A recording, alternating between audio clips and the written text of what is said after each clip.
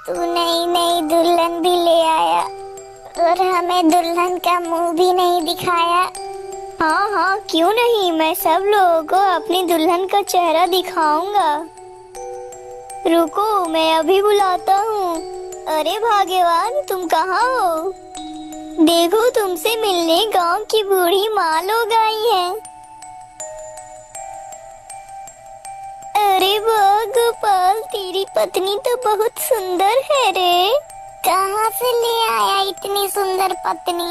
अरे अरे, आप लोग भी ना कैसा मजाक कर रही हैं। अच्छा गोपाल बेटा, अब हम लोग चलते हैं।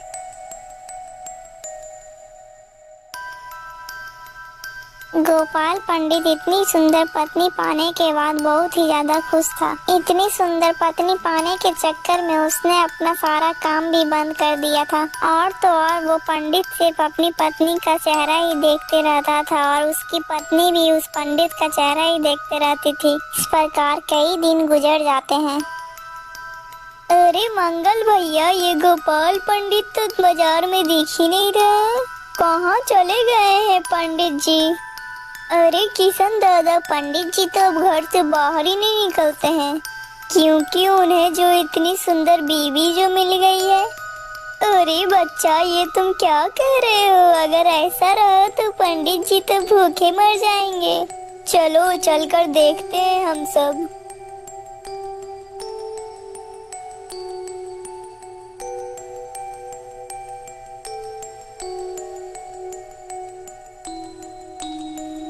अरे बाप रे बाप, ये पंडित तो अपनी पंडिताइन को देखने के लिए पलक तक नहीं झपका रहा है। अरे हाँ हाँ, जरा उधर भी तो देखो, पंडिताइन भी कुछ कम नहीं है। अरे सुनो, हमें इसकी खबर राजा तक पहुंचानी ही होगी, नहीं तो ये दोनों भूखे ही मर जाएंगे।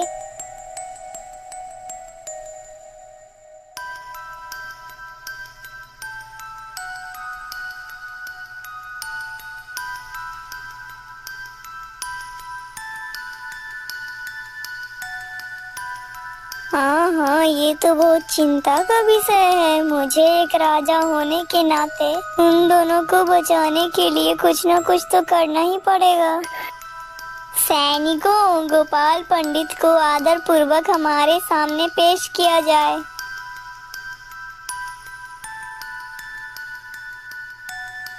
महाराज, आपने हमें याद किया। बोलिए महाराज, क्या आज्ञा है हमारे लिए? पंडित जी, हमारी बड़ी राजकुमारी के लिए योग वर नहीं मिल रहा है, इसीलिए आप जाओ एक बढ़िया सा योग वर ढूंढ के लेकर आओ। महाराज, मुझे क्षमा कर दीजिए, मैं अपनी पंडिताइन को छोड़कर कहीं नहीं जा सकता। मैं उसे अकेला नहीं छोड़ सकता हूँ। तुम्हारी इतनी हिम्मत कि तुम अपने राजा का आज्ञा का उल्लंघन करो। तुम सोच भी रहे हो तुम्हें इसका दंड भी मिल सकता है। महाराज, आप मुझे कोई भी दंड दे दीजिए, लेकिन मैं अपनी पंडिताइन को अकेला छोड़कर कहीं भी नहीं जाऊंगा। यदि मेरी पंडिताइन को कुछ हो गया तो मैं क्या करूंगा?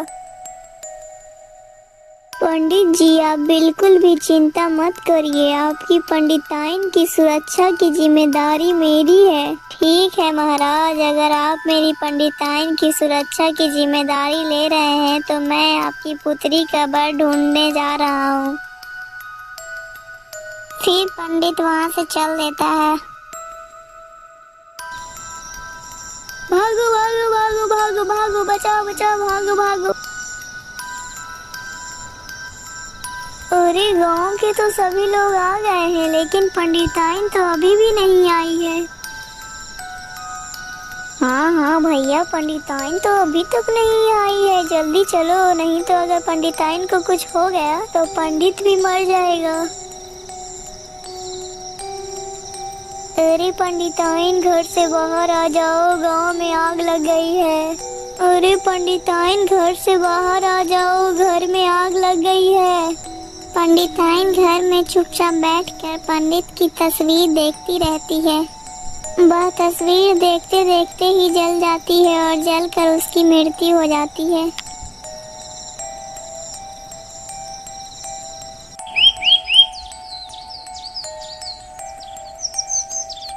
पता नहीं मेरी पंडिताइन कैसी होगी।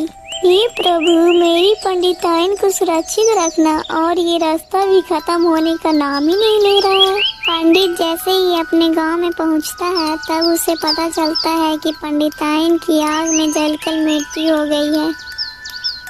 यह सब सुनते ही उसकी आंखें फटी की फटी रह जाती है।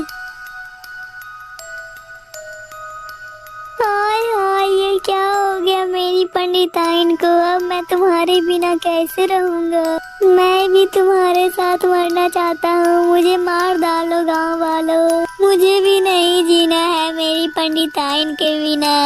महाराज, आपने कहा था कि आप मेरी पंडिताइन की रक्षा करेंगे, लेकिन मेरी पंडिताइन तो यहाँ मृत पड़ी है। महाराज, ये कैसी सुरक्षा दी है आपने। महाराज, मुझे भी मार डालो।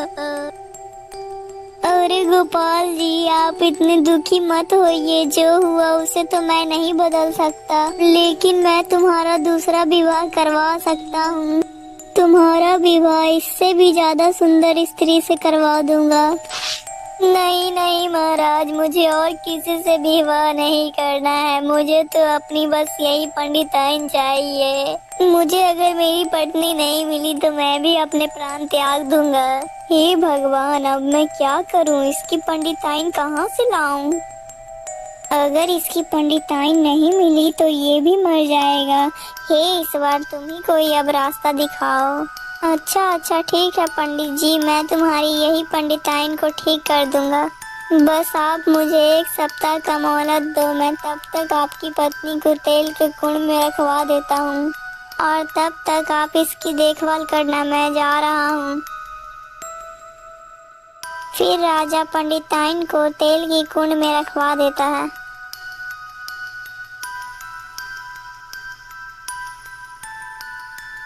राजा अपने घोड़े पर सवार होकर निकल पड़ता है। राजा चलते चलते एक गांव के पास से गुजरता है। माँ जी, उधर देखिए, वो आ गए। अरे बेटी, तुम इतना शोर क्यों मचा रही हो। कौन आ गया है। माँ जी, आपका बेटा आ गया है। उधर देखो, उस घोड़े पर जो सवार है वही तो है आपका बेटा। हाँ बेटी, तुम ठीक तो कह रही हो, यही तो मेरा लाल है। बेटा, तूने आने में इतना देर क्यों कर दिया।